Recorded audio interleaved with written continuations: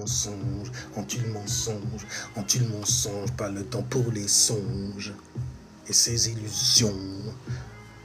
Vanessa! Tu vas lire l'heure, Vanessa!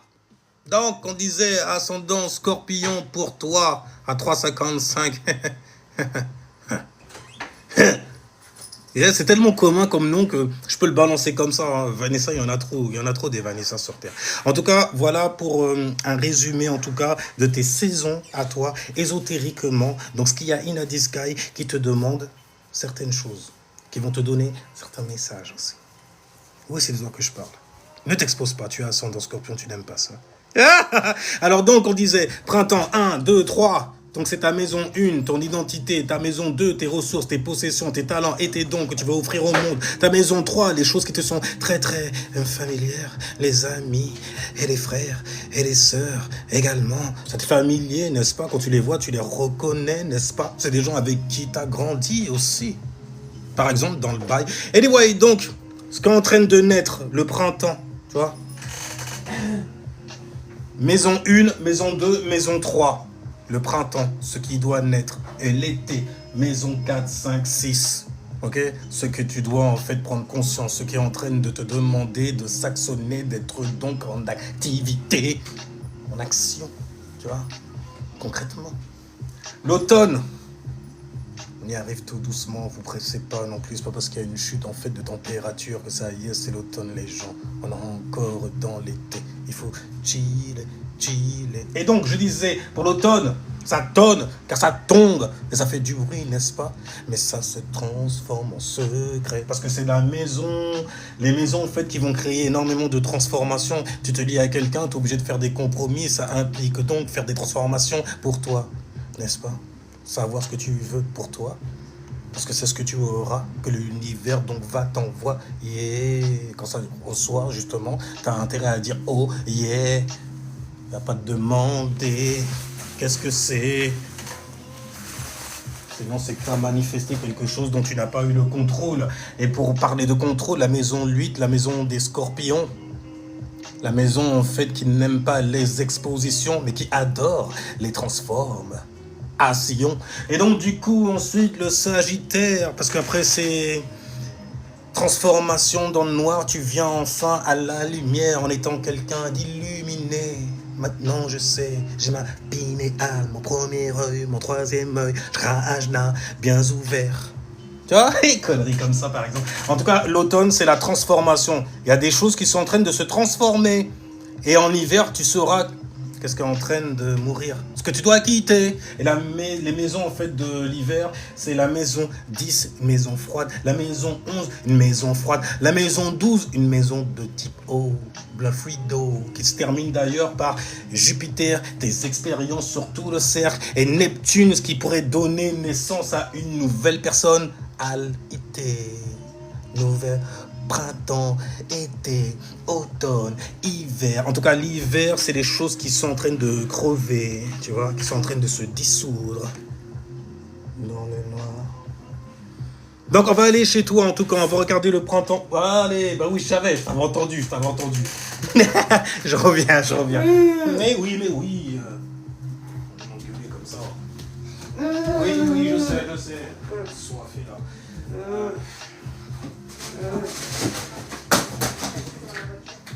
Quoi? Qu'est-ce qu'il y a là?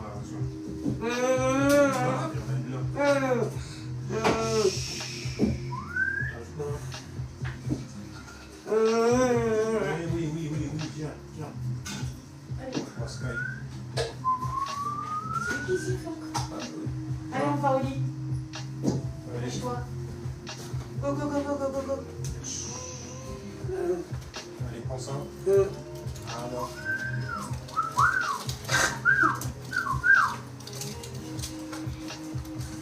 Allez.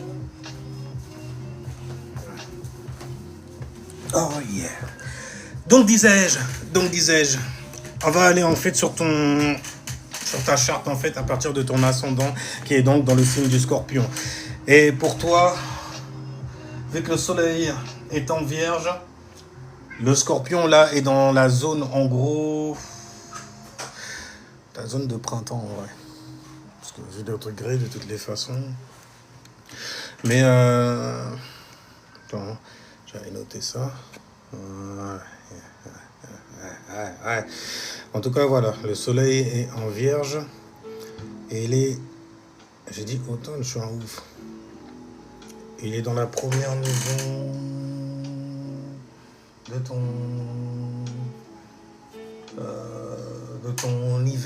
ton hiver. On verra ça donc vers la fin. En tout cas, là, on va parler donc de ton printemps. On va parler de la maison 1, 2, stress. Pas de stress à avoir. Donc, c'est ce qui est en train de naître dans ta manière, pardon. Voilà, c'est là. Alors, ce qui est en train de naître dans ta manière de penser et de te repositionner. Et c'est l'un des transits qui est le plus important pour toi. Tu as Pluton qui rétrograde en Verseau dans la maison 3. Donc, ça va transformer profondément ta façon de penser, de communiquer et d'interpréter ce qu'on va te dire aussi. Sois concentré, reste concentré, je vais te finir, t'inquiète pas aussi. Donc, tu peux traverser des périodes où certaines paroles prennent beaucoup plus de poids qu'avant. Reste light. C'est le printemps, ok? Le printemps, tu donnes naissance à certaines choses. Donc, tu peux également découvrir des informations, changer d'avis radicalement sur quelqu'un ou comprendre que certaines façons de communiquer, en gros, étaient basées sur de la peur que tu avais, sur de la méfiance ou sur un besoin de tout contrôler, tout manipuler, tout anticiper. Oh, ça fait très ascendant Scorpion. Ça. Et donc, du coup... T'as la lune là actuellement qui est dans le signe du Capricorne. Tu vois, t'as ascendant Scorpion dans la maison 1 et le signe du Capricorne dans la maison 3 pour l'ascendant Scorpio. Tu vois?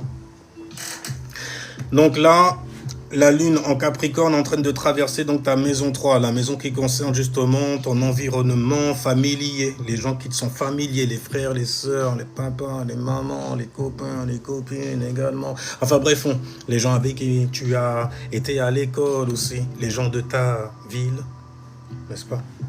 Donc tu dois regarder les faits froidement avant de réagir émotionnellement. Froidement, la froideur du Capricorne. On est stable. Très stable. Donc, ne réponds pas immédiatement lorsque quelque chose te touche. On sait très bien comment vous êtes très sensible. Et les ascendants Scorpions, c'est de vous qu'on parle. Hein. Ouais, je suis obligé, toi aussi. Donc, demande-toi, qu'est-ce que je sais réellement? Qu'est-ce que je suis en train d'interpréter? Qu'est-ce que je sais réellement? Qu'est-ce que je suis en train d'interpréter là aussi? Également. C'est très important avec ton ascendant Scorpion. Tu as un instinct qui est très puissant, n'est-ce pas? Mais l'instinct ne dispense pas d'une certaine vérification, apportée par le soleil en Vierge en plus également, avec la sextile que ça fait avec les scorpions. On a vu le détail. On est comme des scorpions, mais en surface. Vous êtes des scorpions, mais intérieurement. Vous êtes des vierges, mais vous gardez tout intérieurement. Purée, qu'est-ce que vous cumulez? Anyway, on va aller en été. Donc, ta maison 4, la maison qui concerne la famille. Ta maison 5, ce qui concerne en fait ta créativité, les enfants aussi. Et la maison 6, ton quotidien. Donc, l'été. C'est ce que tu dois travailler concrètement. Donc c'est une zone extrêmement importante pour préparer cette pleine lune-là qui arrive en poiscaille chez toi. Donc tu as le nœud nord en Verseau. Le nœud nord, n'oublie pas, c'est ta destinée. C'est vers quoi ton âme veut tendre, atteindre quand il a trop de problèmes dans son nœud sud. En bas, tu vois, la queue de Tiamat. Et donc du coup, tu as le nœud nord qui est en Verseau et qui tombe dans ta maison 4. Ta destinée se joue là-bas. Au niveau des racines, au niveau de la famille, des problèmes aussi domestiques. Donc ton évolution là est en train de passer par le foyer, les racines, donc je disais la familia, la sécurité que tu as, que tu te forges intérieurement, en inside. Et donc tu dois construire une manière différente de vivre ta vie privée. C'est privé en même temps aussi, tu me diras. On va même pas être au courant ni être conscient de ça. C'est des choses qui se passent en arrière-plan. C'est une maison de type O. Ça se passe dans le privé. C'est vrai, en même temps, les scorpions, ils sont très privés. Ça concerne l'intimité aussi. Donc, ça peut te demander de prendre de la distance avec certaines habitudes qui concernent la famille. de réorganiser aussi ton foyer, changer ton rapport aussi à la famille. Créer un environnement qui te ressemble aussi davantage. Ah, bah oui. Et comprendre que tu n'es pas obligé de reproduire les modèles dont tu viens. Le point d'origine, la maison 4, la familia. Tu vois, tu n'es pas obligé de reproduire tout ça. Et donc, le message est créer ta propre définition de la famille et de comment être en sécurité. De l'inside, ah oui. Tu as Neptune qui se met à rétrograder dans le signe du Bélier, dans ta maison 5. Et là, Neptune va remettre en question tes désirs, ta créativité aussi. Certaines histoires aussi sentimentales ou la façon dont s'idéalise. Et la manière donc du coup dont tu idéalises aussi ce qui devrait en fait t'apporter du bonheur. Ouais, du bonheur, ouais. Du bonheur, ouais.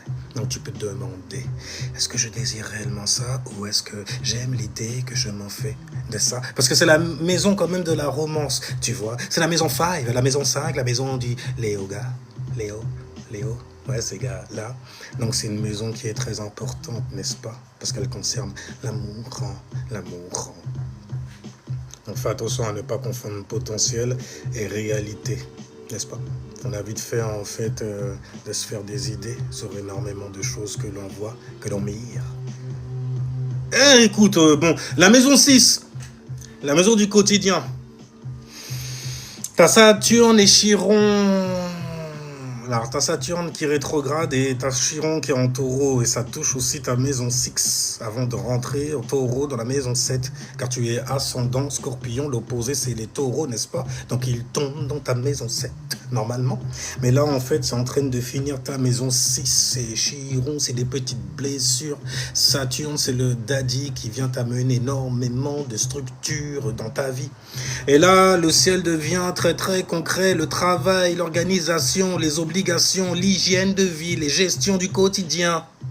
Ça va toucher tout ça, ouais, fais ça bien.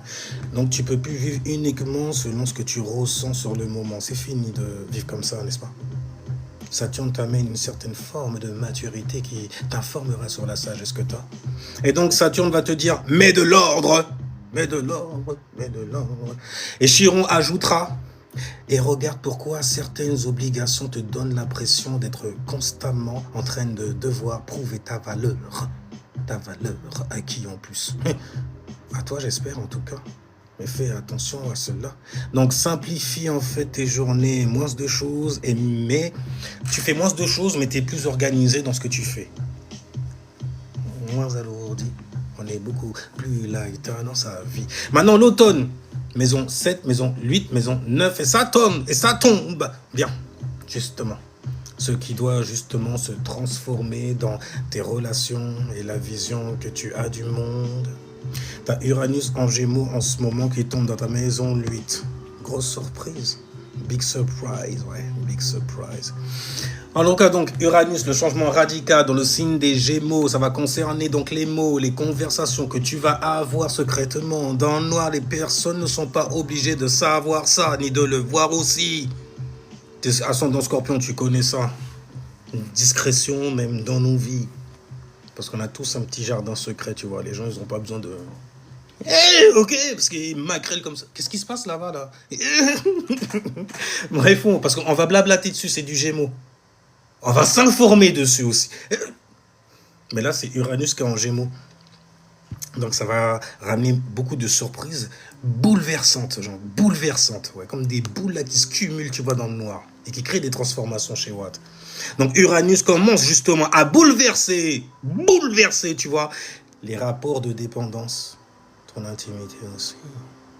Les finances partagées, les secrets, les liens psychologiques extrêmement profonds aussi. Donc tu peux découvrir qu'une situation que tu croyais stable ne l'est plus du tout.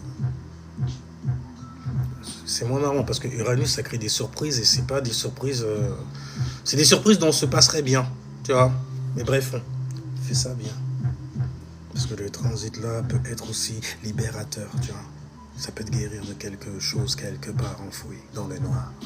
Et donc, tu apprends à ne plus dépendre d'un système ou d'une personne ou d'une relation pour te sentir réellement en sécurité.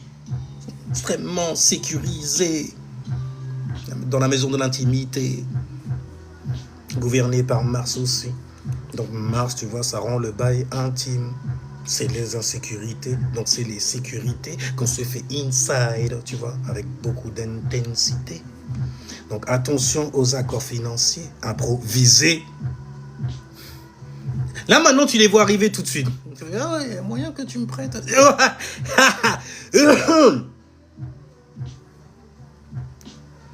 Attention aux promesses vagues ou aux décisions prises trop rapidement concernant l'argent, surtout celui que tu partages.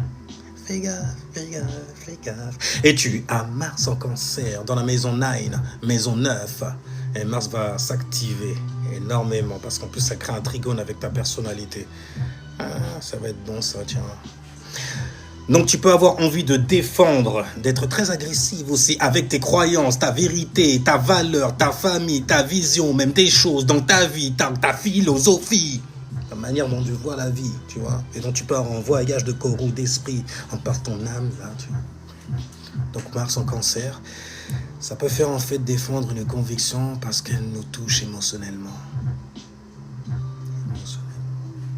Ne transforme pas chaque désaccord en combat personnel. Tu vas énormément perdre d'énergie dans ce genre de guerre, dans ce genre de bataille faite en interne. Et donc, du coup, l'air de rien, c'est une bonne période aussi pour apprendre, approfondir une discipline, voyager ou faire évoluer sa compréhension de son spirit, des choses spirituelles dans ce monde, dans ton monde. Maintenant, on va passer dans le monde immonde de l'hiver. Et donc, on va passer dans ta maison 10, le statut social, ta maison 11, l'amitié, tu vois.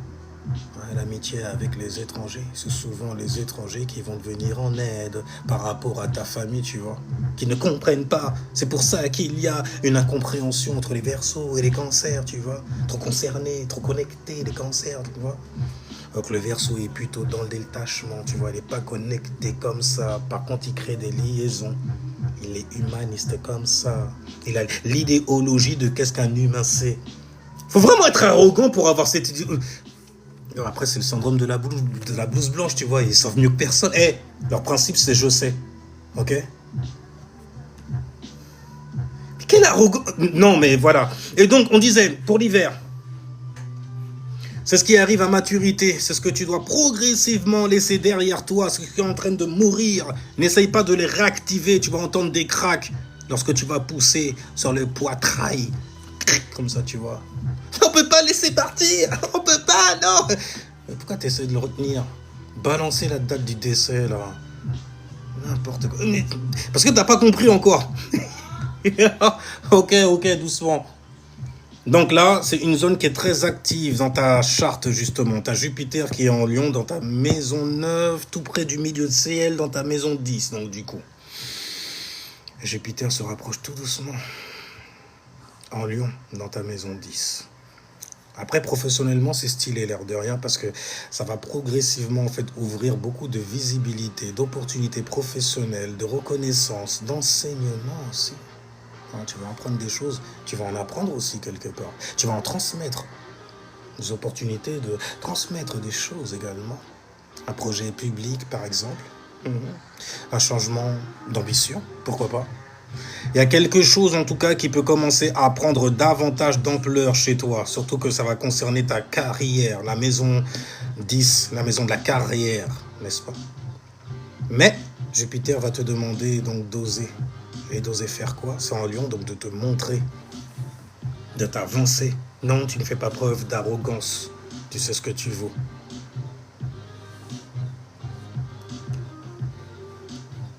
Il y a le soleil qui est en vierge et qui tombe dans ta maison 10, la maison du statut social, de la carrière. Donc le soleil va venir éclairer ta carrière, ton statut, ton image. Il va te donner donc du coup en fait une direction dans ta life. Donc là, tu dois certainement te demander pourquoi est-ce que tu veux réellement être reconnu. Reconnu, pas forcément connu. Oh, regardez-moi, c'est moi, là, Lion Style. Non. Pourquoi est-ce que tu veux être reconnu par des gens en fait qui sont déjà dans la montagne, tu vois. Reconnus par le patron, tu vois, la hiérarchie et tout ça. On dit où ça? Parce que la Vierge là te demande pas seulement d'avoir une ambition, elle va te demander surtout en fait, qu'est-ce que tu sais réellement faire? Qu'est-ce que tu peux améliorer? Qu'est-ce que tu peux rendre utile afin d'être fier sur la montagne que tu gravis? Tu vois? C'est pas rien. Donc là, tu entres dans une période où tu peux prendre davantage conscience de ce qui fonctionne ou non. Donc dans ta trajectoire professionnellement. Maintenant, tu as Mercure qui est en Lion, c'est en train de se terminer en plus et il tombe dans ta maison 10. Donc ça va te parler davantage là pour le coup. Davantage de ce que tu fais surtout. Donc comme présenter un projet, négocier aussi, demander quelque chose, tout simplement, tu vois. Expliquer tes compétences ou apprendre, ou prendre plutôt une décision professionnelle pour devenir justement cette personne importante que tu es. Mais ils ne le savent pas parce que tu t'es pas montré. Donc ne reste pas silencieuse en attendant qu'on devine ta valeur. Surtout les gens ils l'ont déjà vu mais ils veulent pas de non, vas-y, ton cas demande pas. Non, demande pas. Donc c'est que pour elle, elle vaut pas ça, c'est tout. Ne lui montrez pas, sinon elle va demander. On va la mettre au courant et elle va se dire quand même, ouais, je peux y aller. Vas-y, avant même qu'il puisse se poser toute cette question. Je sais que vous vous êtes posé toute cette question justement. Et je suis venu de vous demander une augmentation. Je sais pas, peu importe ce que tu vas demander, de toutes les façons, qui concerne ta carrière. Ta carrière. Ton statut social, la manière dont tu es reconnu socialement, tu vois, devant les gens, par exemple. Donc, du coup, tu as Vénus en balance, là, c'est intéressant pour l'ascendant Scorpion en plus, parce que toi, ça tombe dans ta maison 12. C'est très, très discret. C'est pour ça que ça rend la chose encore 2 fois plus profondément intéressante quand on parle, en fait, du Scorpion. Vénus entre dans ta zone de retraite, de bilan sentimental et relationnel. Stylé. Donc tu peux ressentir en fait un besoin de prendre du recul, comprendre une ancienne relation que tu avais eue, de pardonner aussi, de fermer une histoire, de reconnaître un attachement qui était caché dans le noir, de retrouver du plaisir aussi dans la solitude, dans l'exil. C'est là on se ressource, tu vois. Tu le sais, hein. On est dans le domaine hospitalier, il y a un mec qui s'est cassé le bras, son bras s'est retourné carrément, disloqué. Vite, endormez-le. Tout de suite, assommez-le, mais tu vois, parce qu'il faut qu'il tombe dans le sommeil. C'est dans le sommeil qu'on se régénère. Comme ça, il voit pas il n'est pas conscient de ce qui se passe, tu vois. Et il a son coude qui est retourné comme ça. Le gars, il est terrorisé. Mais il faut doser en fait, tu vois, la manière dont tu vas. Faut doser la manière dont tu vas l'endormir. Ah, sinon, il peut s'endormir pour toujours aussi, hein. Et puis fuir de son badet, même carrément. Il y en a qui a fui de sa chambre. Il veut toujours entrer dans l'ambiance. C'est normal. Et donc, du coup, je disais... Plus tard. Tu as Vénus, donc, qui est en balance. Donc, tu peux ressentir un besoin de prendre du recul, de comprendre une ancienne relation, de pardonner, de fermer une histoire, de reconnaître un attachement caché. Caché. Qui dit caché ne dit pas forcément haram. Ah, ce qui est caché, parfois, c'est caché. Hein. Oui, madame. Donc, retrouver du plaisir dans la solitude, dans l'exil. Mais attention à une chose, là, pour le coup. Tu as Vénus qui tombe dans ta maison 12. Vénus en exaltation dans cette maison-là. C'est l'endroit rêvé, justement, pour aimer, se connecter, en plus, gadeur. Tu vois, c'est... Prends son plaisir, tu vois, dans la maison 12. Donc, tu peux aimer quelque chose qui n'est pas réellement disponible aussi. C'est une utopie, c'est une illusion que tu mires. Hein, donc, ne nourris pas indéfiniment une relation uniquement dans l'imagination. Ne te fais pas d'idées, parce qu'on vous connaît, on vous connaît. Non, je vous connais pas. Et surtout quand on parle d'ascendant Scorpion, on vous connaît pas comme ça. Hein. Non, je rigole pas. Bref, en tout cas, pour la préparation à cette pleine lune en poisson, d'ailleurs, qui trigone ton signe ascendant. Parce que c'est un signe d'eau, poisson, Scorpio également, tu vois. C'est stylé pour les transformations de soi, en soi aussi, dans le caché, dans le yin, dans la maison 12, donc où est né le signe du poisson, l'invisible. Et donc, du coup, c'est très important pour toi, là. Donc, du coup... Voilà, pleine lune en poisson pour toi. Donc ça va venir toucher en fait une partie profonde de ta maison 4. Parce que toi, c'est dans la maison 4 que ça va se passer avant d'approcher dans ta maison 5. Donc ça va éclairer, ça va t'éveiller émotionnellement aussi sur la famille, le foyer, le passé. Les choses qui concernent le passé. L'élément eau, ça concerne également le passé. Quand on se met à se remémorer, à se remémoriser, parce que tu uses une mémoire quelque part, tu vois. Mais bref, ça va éclairer le passé, la sécurité émotionnelle que tu as, les racines qui concernent la famille, parce que c'est bien là-bas, dans le foyer, là on a été éduqué, que l'on se bâtit, tu vois, certains murs émotionnellement. Parce qu'il va falloir mettre des limites à certaines personnes aussi pour pas qu'ils puissent venir dans tes fluides et pervertir énormément de choses, apprendre trop de choses et se servir de ça contre toi à haute dose. Donc on disait, donc ça va concerner les racines et la vie privée. Bon, en face tu as la Vierge, donc forcément vu que la pleine lune elle vient activer ta maison 4, on va t'éclairer en gros sur ton statut social, sur ta carrière, la maison 10, ta vie privée et la vie publique, la famille, la carrière, la sécurité en interne et les responsabilités à l'extérieur, externe, tu vois.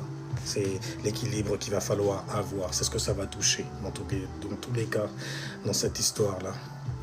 Donc tu peux comprendre en fait que tu peux pas construire une nouvelle position extérieure si la base intérieure reste désorganisée.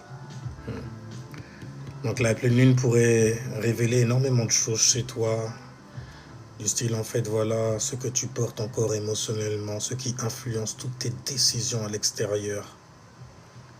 Donc il peut y avoir une prise de conscience qui concerne ta famille, une maison, un parent, une ancienne blessure, ou simplement en fait ton besoin d'être en sécurité. Voilà. Alors donc, ton travail à toi, la Vierge, avec cette pleine lune, c'est un bordel. Bon, après ça va être simple, je vais essayer de simplifier l'affaire.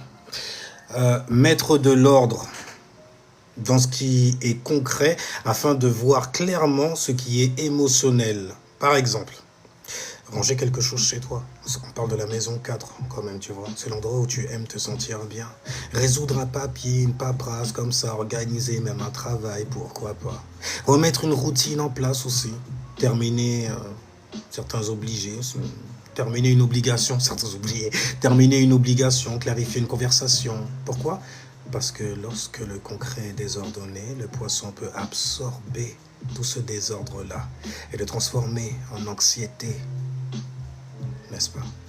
Intuition confuse ou fatigue émotionnelle, les poissons connaissent cela. Et toi, personnellement, tu pourrais même t'enfoncer dans ça. Ça pourrait atteindre ta maison. Oula. Donc là, Vanessa! Je répète parce qu'il y a tellement de Vanessa sur Terre, c'est un bordel. Anyway, mais toute unique, hein. Il n'y a pas de problème là-dessus. Tu arrives là dans une période où ta vie extérieure veut évoluer, mais ton ciel va te demander d'abord de vérifier sur quelle fondation tu construis. Oh oui. Donc professionnellement, il y a quelque chose qui peut s'ouvrir avec Jupiter qui s'approche de ta maison 10. La maison des professionnels, tu vois. Mais intérieurement, le nœud nord en Verseau, ta destinée est dans ta maison 4 et la future pleine lune en Poisson aussi va te demander est-ce que ta vie privée soutient réellement la personne que tu essayes de devenir? Donc ton travail là, surtout maintenant là, n'est pas de tout bouleversé, non. Non, du tout, c'est trier tes pensées, Vierge style. Organiser son quotidien, Vierge style. Assainir tes dépendances, Vierge style. Clarifier tes relations et reconstruire une base intérieure. Okay. Suffisamment solide pour supporter l'expansion donc qui arrive dans ta vie. Et donc on disait, pour toi le mot-clé en fait ce serait alignement, aligné maintenant. Tu vois? Ce que tu montres dehors doit commencer à correspondre à ce que tu construis au-dedans de toi-même. Dans ton dedans à toi.